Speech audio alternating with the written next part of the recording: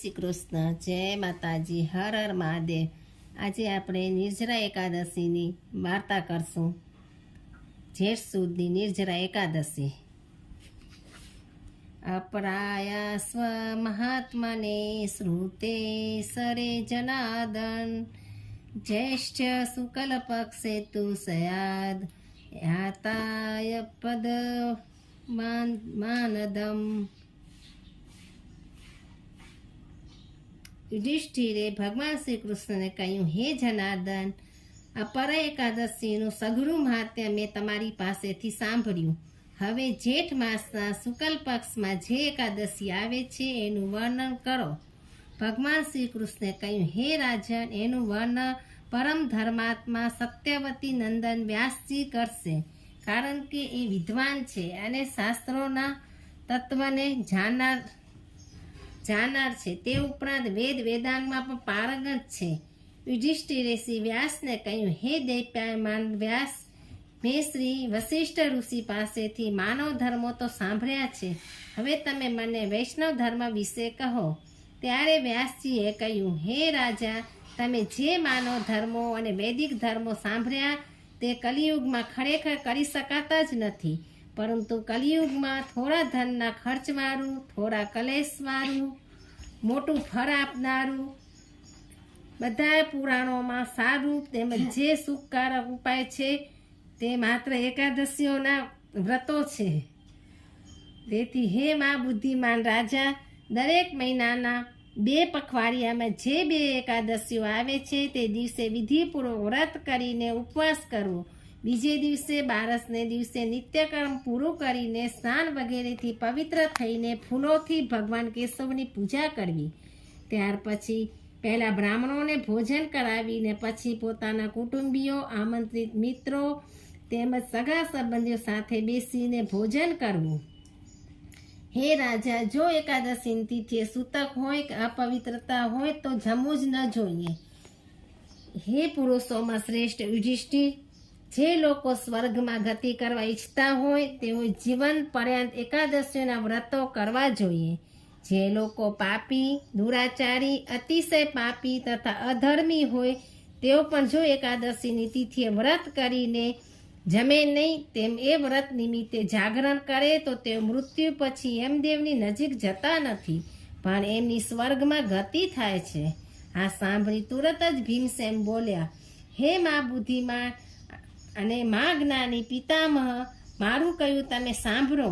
યુધિષ્ઠિર, કુંતી, દ્રૌપદી, અર્જુન, નકુલ અને સહદેવ આ બધા એકાદશીની તિથિ ઉપવાસ કરે છે અને મને પણ ઉપવાસ કરવાનું વારે વારે કહ્યા કરે છે, પરંતુ મારાથી ઉપવાસ કરીને ભૂખ્યા રહી શકાતું નથી। હું વિધિપૂર્વક ભગવાન કેશવનું પૂજન કરીશ, દાન દક્ષિણા પણ દઈશ, પરંતુ ભૂખનું દુઃખ મારાથી વેઠાતું નથી। ભીમસેનની વાત સાંભળીને વ્યાસજીએ કહ્યું, હે ભીમસેન, જો તને સ્વર્ગ ગમતું હોય અને નરક ન ગમતું હોય તો તારે બંને પખવાડિયાની એકાદશી દિવસે ભોજન ન કરવું જોઈએ। ભીમસેને કહ્યું, હે પિતામહ, હું એકટાણું પણ કરી શકતો નથી તો ઉપવાસ તો કેવી રીતે કરી શકું? મારા પેટમાં વૃક નામનો અગ્નિ સદાય પ્રજ્વલિત રહે છે। હું જ્યારે વધારે ખાઉં છું ત્યારે જ એ શાંત થાય છે, છતાં પણ આખા વર્ષમાં માત્ર એક જ દિવસ હું ઉપવાસ કરી શકું એમ છું।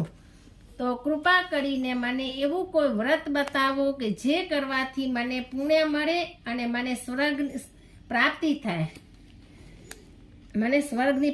થાય। વ્યાસજીએ કહ્યું, હે ભીમ, જેઠ મહિનામાં સૂર્ય જ્યારે વૃષભ રાશિમાં હોય અથવા મિથુન રાશિમાં હોય ત્યારે શુક્લ પક્ષમાં જે એકાદશી આવે છે એનું નામ નિર્જરા એકાદશી છે। એનું તું વ્રત કરીને ઉપવાસ કર, તેમજ એ દિવસે જળનો પણ ત્યાગ કર। નિર્જરા એકાદશીને દિવસે નિત્યકર્મ કરીને સ્નાન વગેરેથી પવિત્ર થઈને માત્ર એક જ ખોબા જેટલું પાણી લઈને આચમન કરવું જોઈએ, એનાથી દેહ પવિત્ર થાય છે। એનાથી જો વધારે પાણી લીધું હોય તો વ્રતભંગ થાય છે।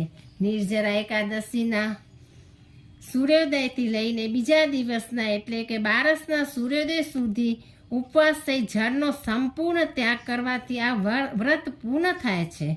ત્યાર પછી વ્રત કરનારે 12ને દિવસે સ્નાન કરીને બ્રાહ્મણોને જળ અને સુવર્ણનું દાન કરવું. આ પ્રમાણેની બધી વિધિ પૂરી કરીને જીતેન્દ્રિયને રહીને બ્રાહ્મણોની સાથે ભોજન કરવું. આખા વર્ષમાં જેટલી એકાદશીઓ આવે છે અને બધી એકાદશીનું વ્રત કરવાથી જેટલું ફળ મળે છે એટલું જ ફળ આ નિર્જરા એકાદશીનું વ્રત કરનારને પ્રાપ્ત થઈ જાય છે. શંખ, ચક્ર અને ગદા ધારણ કરવાવાળા ભગવાન શ્રી વિષ્ણુએ કહ્યું છે કે જે કોઈ વ્યક્તિ આ નિર્જરા એકાદશીનું વ્રત કરીને મારા શરણે આવે છે એના સઘળા પાપો બળીને ભસ્મ થઈ જાય છે. જે મનુષ્ય નિર્જરા એકાદશી દિવસે ઉપવાસ કરે છે તેની સામે વિશાળકાય, બેદોડ, વિકરાળ અને ભયંકર આકૃતિવાળા યમદૂતો આવતા નથી, પરંતુ પીળા પીતાંબર ધારણ કરેલા, શાંત સ્વભાવવાળા, હાથમાં ચક્રને ધારણ કરેલા અને મનના જેવા વેગ ધારણ કરનારા વિષ્ણુના દૂતો અંતકાળે આવી પહોંચે છે અને એને વૈકુંઠ ધામમાં લઈ જાય છે. માટે હે કુંતી પુત્ર ભીમસેન, તું પણ સર્વ પાપોની શાંતિ માટે જેઠ મહિનાના શુક્લ પક્ષમાં આવતી નિર્જરા એકાદશી વ્રત કર. ઉપવાસ કરી નિર્જર રહી સર્વ પ્રયત્નોથી ભગવાન શ્રી હરિનું પૂજન કર. અને કહે છે કે સ્વપ્ને ન મેદ્ય રાધો દષ્ટિ ઉન્નત રાઘવાપી વા મોક્ષે દે પડે દંડી દેવેક્ષ રસના વાસ્વ વસુડે. સ્વપ્નમાં પણ મારો કોઈ અપરાધ થયો નથી અથવા દાંત ખોતરીને પણ મેં કોઈ અપરાધ કર્યો નથી. તો હે દેવેશ્વર, આ ભગવાન શ્રી હરિના એકાદશીના દિવસથી માંડી છેક બીજા દિવસે એટલે કે આ 12ની તિથિએ જ હું ભોજન કરીશ. આ મંત્ર ઉચ્ચારીને મનુષ્ય પોતાના સર્વ પાપોનો વિનાશ કરવા માટે એકાદશી વ્રત કરવું જોઈએ. કારણ કે સ્ત્રી હોય કે પુરુષ, જો એણે મેરુ પર્વત જેવા કે મંદરાચલ પર્વત જેવું મોટું પાપ કર્યું હોય તો પણ તે એકાદશીના વ્રતના પ્રભાવથી બળીને ભસ્મ થઈ જાય છે. મારી બ્રાહ્મણની હત્યા કરનાર, દારૂ પીનાર, ચોરી કરનાર, ગુરુનો દ્રોહ કરનાર અને ખોટું બોલનાર પણ આ નિર્જરા એકાદશીના વ્રતના પ્રભાવથી આવા પાપોમાંથી મુક્ત થાય છે. આ એકાદશી ધન, આયુષ્ય, પુત્ર અને આરોગ્ય પ્રદાન કરવાવાળી છે. જે મનુષ્ય એકાદશી દિવસે વ્રત કરીને ઉપવાસ કરીને પાણી પણ ન લેવાનો નિયમ કરે છે તે પુણ્યને પ્રાપ્ત કરે છે અને એક પ્રહરમાં કરોડની કિંમતનું સોનાનું દાન કર્યાનું પુણ્ય ફળ મેળવે છે એમ સાંભળ્યું છે.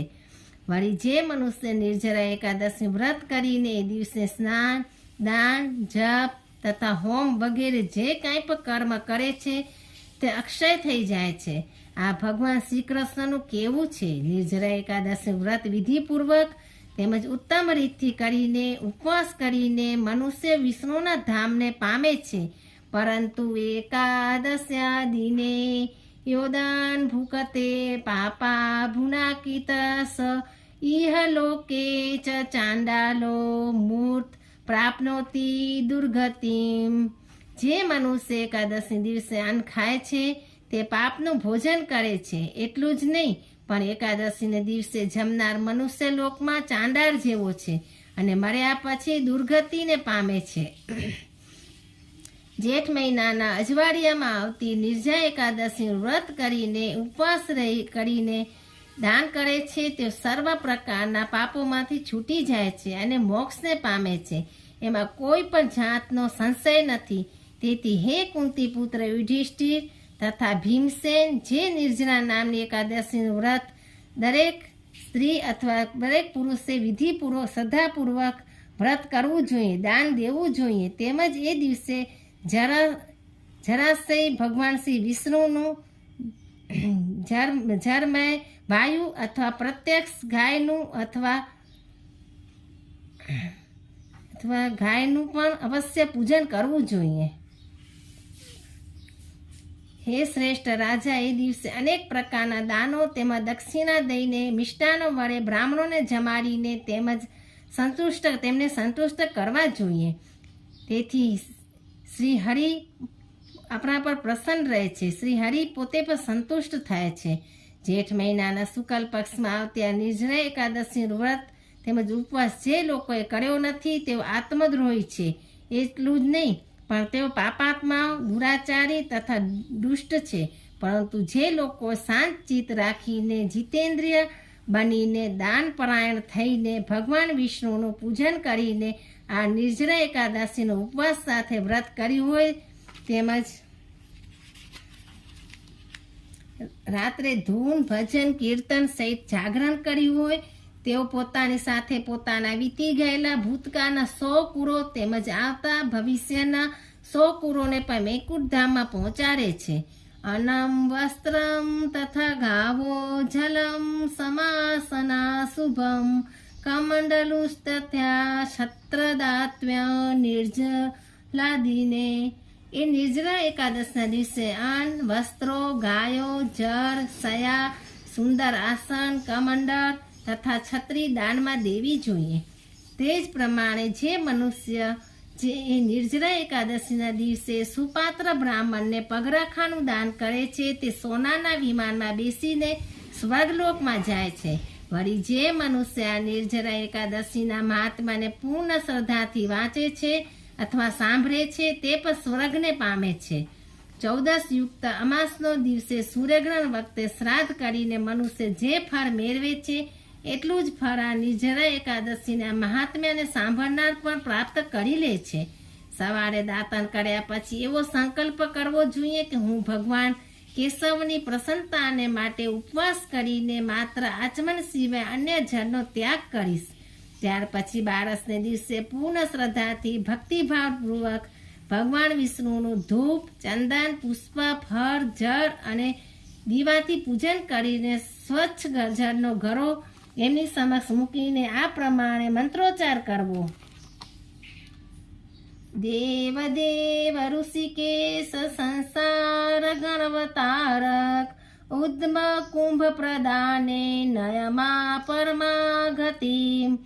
હે સંસારના સાગરને તારવાવાળા દેવાધિદેવ, હે ઋષિકેશ, હું આ પાણીનો ઘડો દાનમાં આપું છું. આપ મને પરમ ગતિની પ્રાપ્તિ કરાવો. હે ભીમસેન, જેઠ મહિનાના શુક્લ પક્ષની આ શુભ નિર્જરા એકાદશીનું વ્રત તારે પણ કરવું જોઈએ. એ દિવસે બ્રાહ્મણોને સાકર નાખેલા પાણીના ઘડાનું દાન કરવું જોઈએ.